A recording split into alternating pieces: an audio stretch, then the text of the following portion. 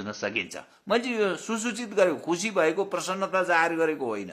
मतलब मैले जो देखेँ, जो आम मानिसका धारणाहरू थाहा पाएँ, त्यो मात्रै व्यक्त गरेको, मेरो सुसूचित गराउने कोसिस मात्रै गरेको। म यो वा त्यो पक्ष सकियोस् मासियोस् यो भन्नेवाला पनि छैन, तर मानिस यस्तो धारणा राख्दा रहेछन्। अब केपी शर्मा ओलीका छोरा, मान्छेले त्यसरी बुझ्छ नि, छोरा त छैन तर छोरा, बा भन्थे नि, अब महेश बस्नेत, उनी कुनै पनि बेला पक्राउ पर्न सक्ने त्रासमा उनी सम्पर्कविहीन भएको बताइन्छ।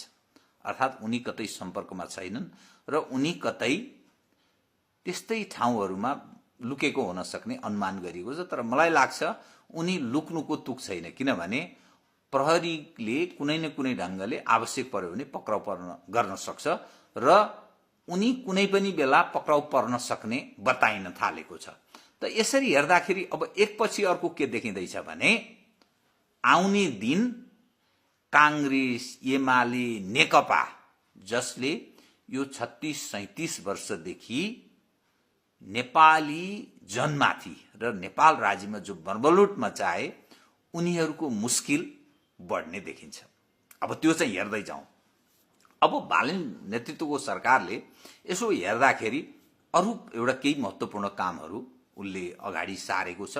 त्यो के भने यो पूर्व तयारी कक्षा लिने नाममा विभिन्न ढङ्गले विद्यार्थीहरूमाथि शुल्क पैसा असुल्ने र ठगी जस्तो त्यस्तो खालको जो काम कर्म थियो त्यसलाई बन्द गर्यो र ब्रिज कोर्स, अबदेखि ब्रिज कोर्सलाई पनि बन्द गरिदिएको छ।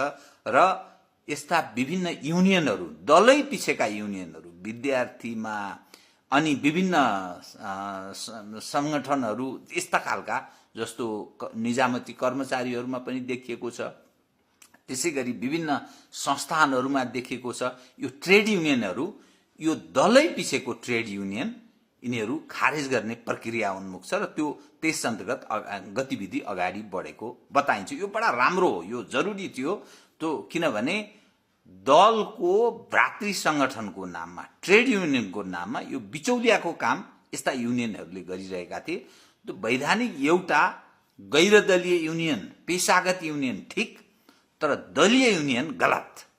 त्यो दलीय युनियन चाहिँ खारेजको जरुरी छ, अर्थात् भागीदार हुनु जरुरी छ। किनभने दलीय युनियनले नेताको पक्ष पोषण गर्ने, पार्टीको हितमा काम गर्ने, त्यो जुन संगठित जो समाज छ, जमात छ, त्यसको पक्षमा काम नगरेको कयौं त्यस्तो उदाहरण छन्।